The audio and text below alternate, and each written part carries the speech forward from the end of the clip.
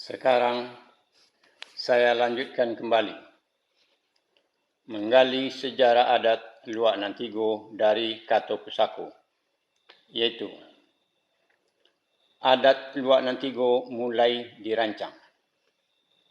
Rajo Sri Maharajo Dirajo beserta rombongan setelah sampai di puncak Gunung Merapi, mulailah mereka melihat dengan jelas daerah-daerah di sekeliling Gunung Merapi sampai ke bawah melalui teropong. Untuk melihat ke arah yang jauh sampai ke laut, mereka juga menggunakan teropong. Untuk melihat daerah-daerah di sekeliling Gunung Merapi, mereka merangkum dalam kata-kata yang singkat dan mudah diingat. Pandangan dokek alah ditukikkan, pandangan jauh alah dilayangkan. Kemudian kata-kata ini dijadikan Kato Pusako adat. Kemudian Rajo Sri Maharajo Dirajo beserta orang-orangnya yang ahli dalam rombongannya mulai bertukar pikir mengenai rencana pengembangan wilayah dan perencanaan pembuatan adat. Dalam bertukar pikir dan berunding ini, karena sudah mencapai kesepakatan, mereka merangkumnya dalam untaian kata-kata yang singkat dan mudah diingat. Kalau kahilih Allah sarang kudayung, kalau kemudian Allah saon tak galah. Kemudian kata-kata ini dijadikan kata pusaka adat, hasil dari berunding dan mufakat ini. Luak Nantigo. 1. Cara pemekaran wilayah dan penyebaran penduduk dibuat 3 arah yang dinamakan Luak Nantigo. Luak di sini artinya adalah daerah atau wilayah. Yang pertama arah ke timur dari Gunung Merapi, yaitu ke sebelah Kamuko atau depan yang dinamakan Luak Nantuo. Yang kedua arah ke selatan dari Gunung Merapi, yaitu ke sebelah Kasuo atau kanan yang dinamakan Luak Nantonga. Yang ketiga arah ke utara dari Gunung Merapi, yaitu ke sebelah Kakida atau kiri yang dinamakan Luak Nanbongsu. Kedua, tempat pusat pemerintahan sebagai pengendali pemekaran wilayah yaitu di kaki Gunung Merapi arah ke timur, kemudian dinamakan Pariangan. Kato Pusako perjalanan sejarah Rajo. Di atas puncak Gunung Merapi dirancang Luak Nantigo. Di Muko Luak Nantuo, di Suo Luak Nantonga. Di Kido Luak Nanbongsu. Maksudnya, di atas puncak Gunung Merapi sesudah Rajo Sri Maharajo Dirajo bersama dengan rombongannya mendarat di Pulau Pacu. Dari perjalanannya menyeberangi lautan luas, mereka menuju Gunung Merapi dan mendakinya sampai ke puncak. Dari atas puncak Gunung Merapi ini jelas terlihat ke bawah dan di keselilingnya untuk pemetaan wilayah. Apalagi mereka membawa teropong. Karena teknologinya orang-orang keturunan bangsa Dravida ini sudah maju dan berkembang. Mereka sudah tidak asing lagi dengan gunung-gunung yang tinggi dan berapi. Sebab di negerinya juga banyak gunung-gunung yang tinggi dan perbukitan beserta lembahnya. Kalau di zaman modern, orang untuk membuat pemetaan wilayah dari pesawat terbang dan dari satelit ruang angkasa. Dirancang Luak Nantigo. Maksudnya, di atas puncak Gunung Merapi inilah Rajo Sri Maharajo Dirajo bersama dengan rombongannya merencanakan pembuatan wilayah atau daerah untuk pemekaran atau pengembangan daerah baru untuk pemukiman penduduk dengan membuat 3 buah titik arah. Kemudian disebut dengan Luak Nantigo atau wilayah yang 3 atau daerah yang 3. Di Muko Luak Nantuo. Maksudnya, di sebelah Kamuko atau depan, mereka namakan dengan Luak Nantuo atau wilayah yang tua atau daerah yang tua. Bagian sebelah muka inilah yang akan dirintis atau yang dimulai terlebih dahulu untuk pemekaran atau memperluas wilayah dan penyebaran penduduk melalui sistem atau cara pemerintahan adat. Di suo luak Nantonga, maksudnya, di sebelah suo atau kanan mereka namakan dengan luak Nantonga atau wilayah yang tengah atau daerah yang di tengah. Bagian sebelah suo inilah yang akan dirintis atau dimulai pengembangannya yang kedua. Sesudah perintisan luak Nantuo dianggap selesai untuk memperluas wilayah dan penyebaran penduduk melalui cara pemerintahan adat. Di kidoh luak Nambongsu, maksudnya, di sebelah kidoh atau kiri mereka namakan luak Nambongsu atau wilayah yang bungsu atau daerah yang terakhir. Bagian sebelah kidoh inilah yang akan dirintis atau dimulai pengembangannya yang ketiga. Sesudah perintisan luak Nantonga dianggap selesai untuk memperluas wilayah dan penyebaran penduduk melalui cara pemerintahan adat. Tujuan pembuatan luak Nantigo. Tujuan dari pembuatan luak Nantigo adalah 1. Meneruskan cita-cita Iskandar Zulkarnain yang ingin menyatukan negeri belahan timur dengan negeri belahan barat. 2. Sebab dengan cara pemerintahan adat akan lama sekali waktu yang dibutuhkan untuk memperluas wilayah dan penyebaran penduduk. Dengan dibuatnya 3 buah titik perintisan, yaitu luak Nantigo, diharapkan akan membantu lebih cepat untuk memperluas wilayah dan penyebaran penduduk. Kemudian, kata-kata itu dijadikan kato pusako adat. 1. Dari luak Nantuo. Dari luak Nantuo diharapkan perluasan wilayah atau luak dan perkembangan penduduk beserta dengan adatnya.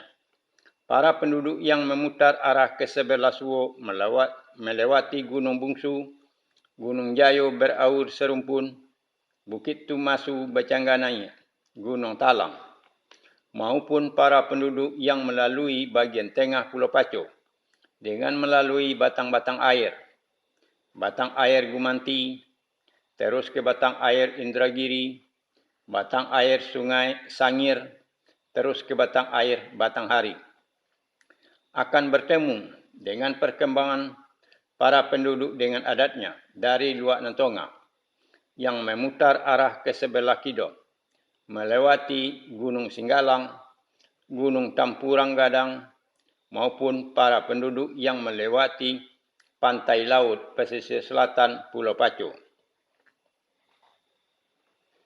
Kemudian, pengembangan penduduk beserta dengan adatnya akan menuju arah bagian timur Pulau Paco melalui bagian tengah maupun melalui bagian pantai pesisir selatan dari Pulau Paco, melewati Bukit Ampuhan, Bukit Gombak, Gunung Ranga, Bukit Simpang, Gunung Rasam, Gunung Gadang, Gunung Pantai Cermin, Bukit Linduang Bulan, Bukit Sakai, Bukit Hulu Kundi, Gunung Malenggo, Bukit Buntak, Gunung Patah Sembilan, Gunung Kurinci, Gunung Tujuh, Gunung Baringgi, Gunung Pandang Gadang, Gunung Masjid, Gunung Kerongsong, Gunung Talang.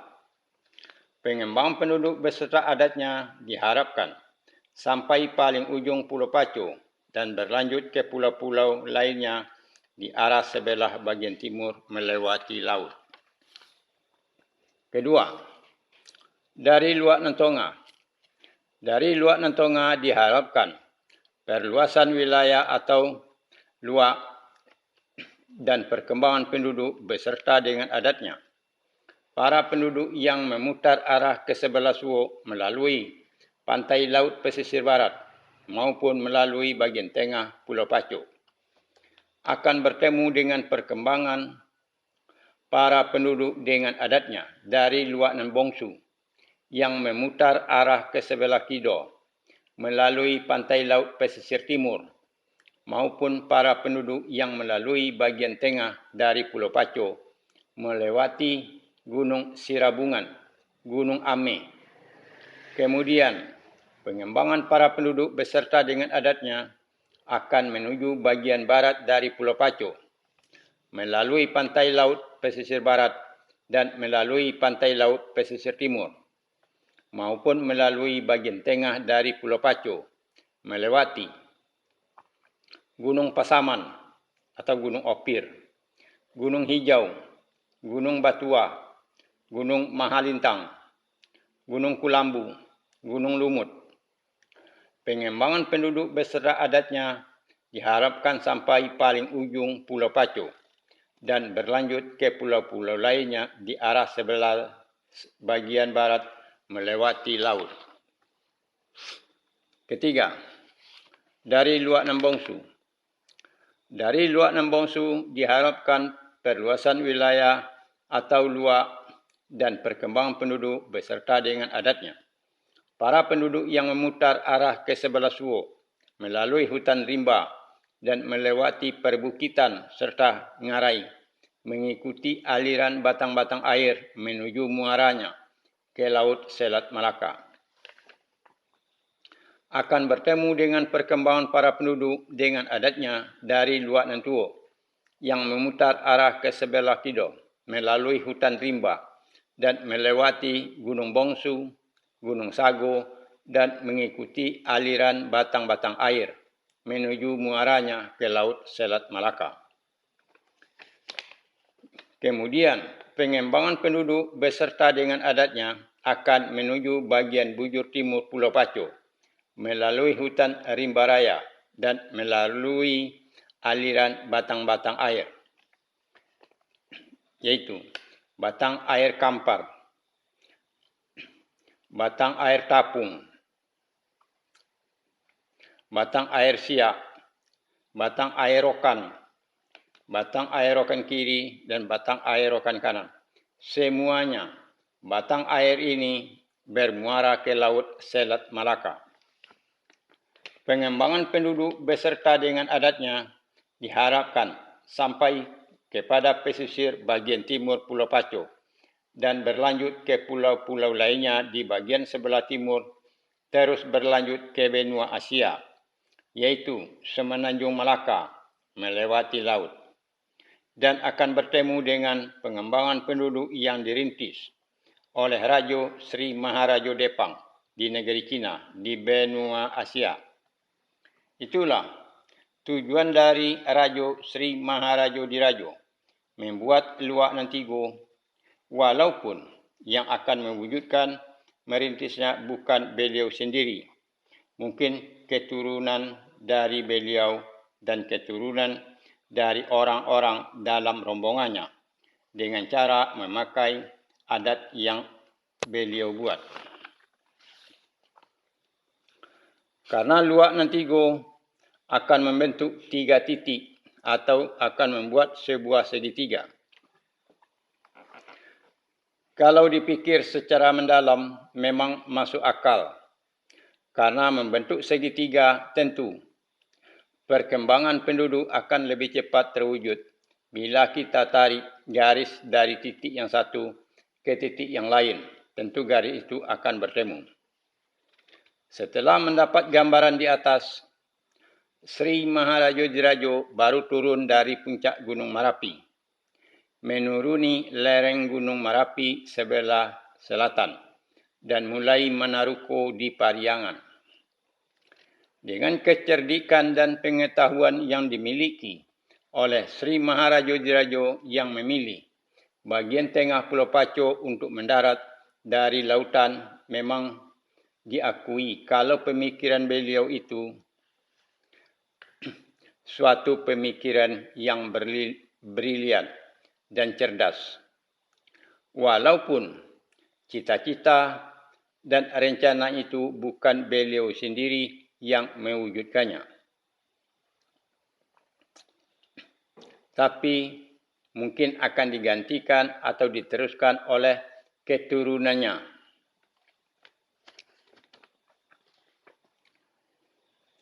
Sebab banyak para peneliti-peneliti sejarah baik dari Indonesia maupun dari luar negeri yang menulis buku tentang sejarah asal-usul nenek moyang orang luar Nantigo yang membuat adat, merasa bingung dan kurang paham dan menimbulkan suatu pertanyaan. Mengapa pusat pengembangan penduduk atau pusat pemerintahan atau pusat kerajaan Minangkabau berada di tengah daratan? Mengapa tidak di pinggir pantai atau di dekat ia mendarat? Sebab nenek moyang orang luar Nantigo datang dari arah lautan. Biasanya, pendatang-pendatang baru atau penjajah apabila mereka datang dari arah lautan, pasti mereka membuat pusat perkembangannya atau pusat pemerintahannya dimulai dari tepi pantai atau yang berdekatan dari tempat mereka mendarat. Kemudian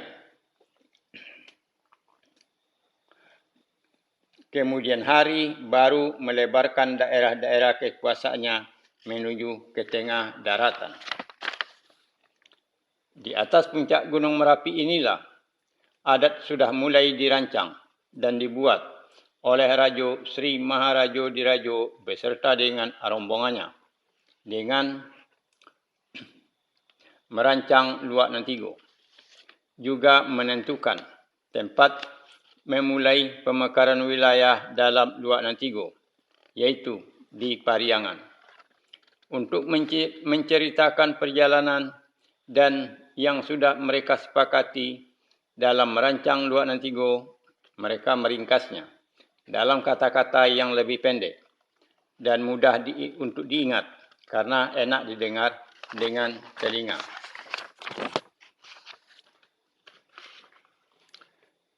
Itulah mengenai adat Luak Nantigo mulai dirancang.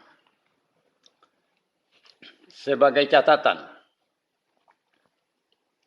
ada sebuah suku di Provinsi Yunnan di Tiongkok, Cina bernama suku Mosuo.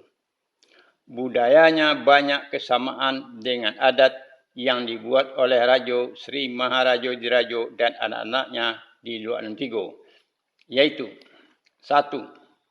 Sama menganut atau memakai garis keturunan dari ande atau ibu, yaitu matrilineal. 2. Mengenai pewarisan harato pusako dari ande atau ibu kepada anak. Di Luak Nantigo yaitu harato pusako ronda.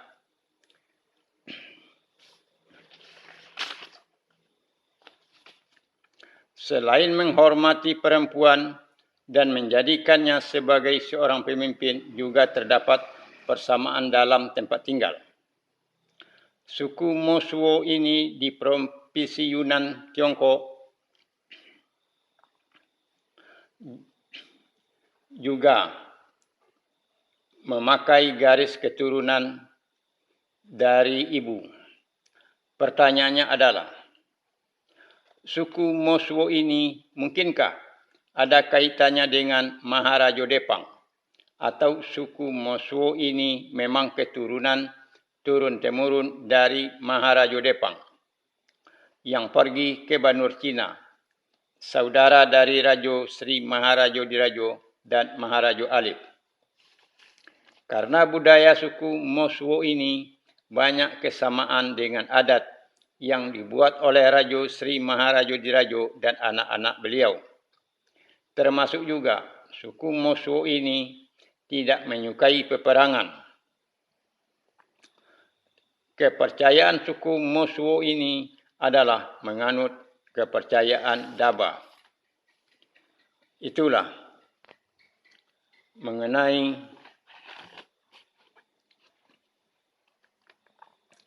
adat mulai dirancang.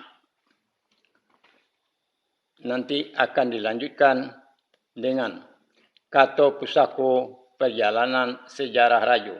Terima kasih.